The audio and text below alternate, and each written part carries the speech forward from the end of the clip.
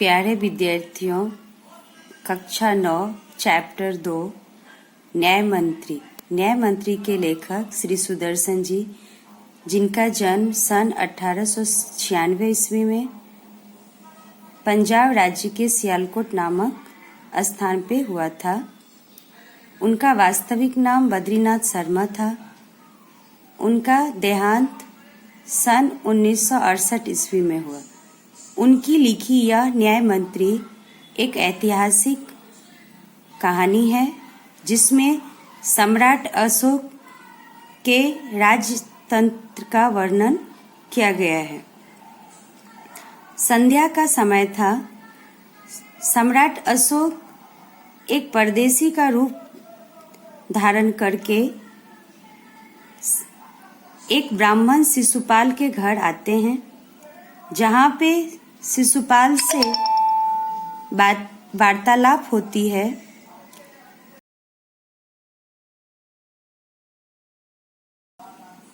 वह दुखी है और वो दोष राजा को देते हैं। तब परदेसी के रूप में सम्राट अशोक बताते हैं, दोष निकालना तो सुगम है, परंतु कुछ करके दिखाना कठिन है। शिशुपाल बोले, अवसर मिले तो दिखा दूं कि न्याय किसे कहते हैं। तब परदेसी ने कहा, तो आप अवसर चाहते हैं?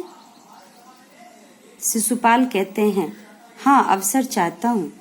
इस तरह से दोनों परदेसी और शिशुपाल के बीच वार्तालाप होने के बाद ब्राह्मण के घर से जब परदेसी विदा लेते हैं, कुछ ही समय बाद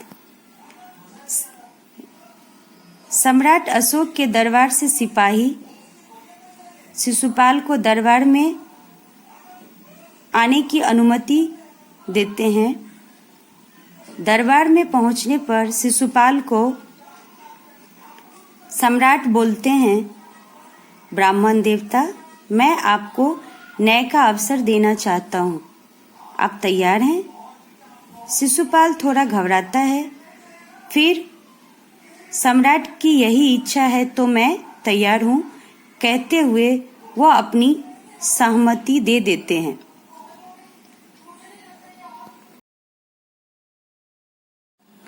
इस तरह से शिशुपाल न्याय मंत्री बन जाते हैं।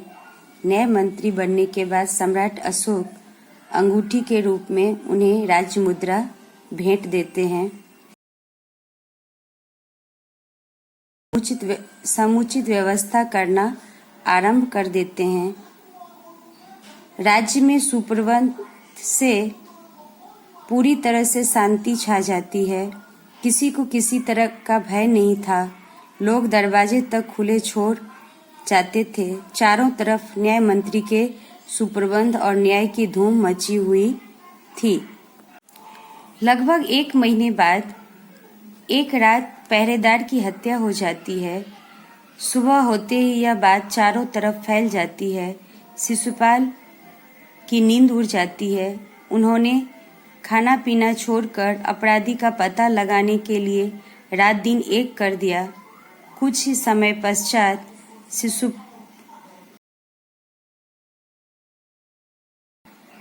शिशुपाल परेशान हो जाता है, क्योंकि अपराधी कोई और नहीं, सम्राट अशोक थे। वह क्या करे? एक ओर वे न्याय मंत्री थे और दूसरी ओर सम्राट के सेवक।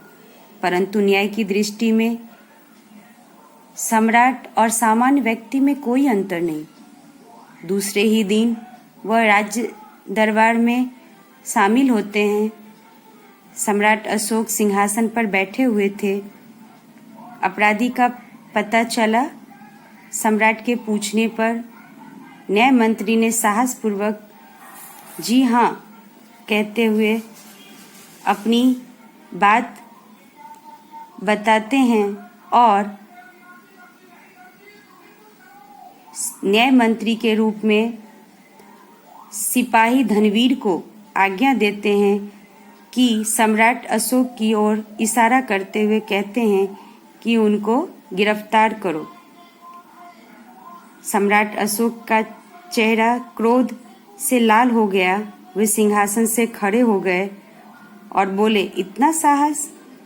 न्याय मंत्री ने इस बात पर ध्यान नहीं दिया और धर्मवीर को फिर से आदेश देते हैं कि देखते क्या हो, अपराधी को गिरफ्तार करो। दूसरे ही क्षण सम्राट अशोक के हाथों में हथकड़ी पड़ जाती है।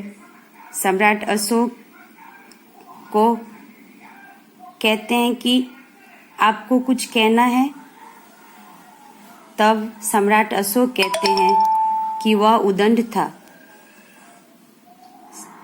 न्याय मंत्री कहते हैं, वह उदंड था या नहीं?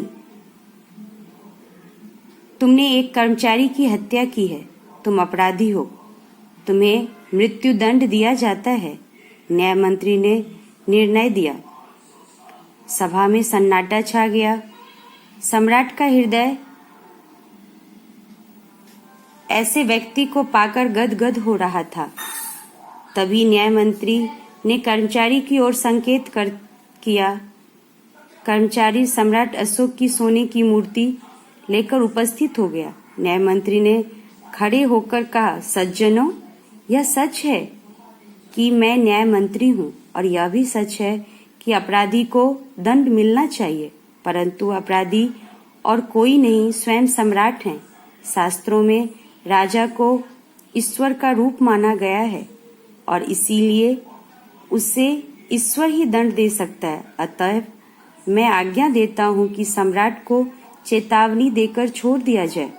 इस तरह से न्याय का विधान भी रह जाएगा और सम्राट की जगह पे सोने की मूर्ति को फांसी पर लटका दिया जाएगा, जिससे लोगों को शिक्षा मिले। न्याय मंत्री का न्याय सुनकर लोग जय जयकार कर उठे। सब लोग चले गए। तब शिशुपाल ने राज्य मुद्रा सम्राट के सामने रख दी और बोले, महाराज, यह राज्य मुद्रा वापस ले लें, मुझसे यह बोझ नहीं उठाया जाएगा। अशोक ने सम्मान भरी दृष्टि से उसकी ओर देखते हुए गदगद कंठों से कहा, आप मेरी आंखें खोल दी है। आपका साहस प्रशंसनीय है। यह बोझ आपके अतिरिक्त और कोई नहीं उठा सकता। न्याय मंत्री निरुत्तर हो गए। प्यारे बच्चों, इस पाठ से मूल्यांकन के रूप में कुछ प्रश्न भी आते हैं जो हेतु लक्षी प्रश्न के रूप में पूछे जाते हैं। परदेसी कौन था? उसने दूसरे दिन क्या किया?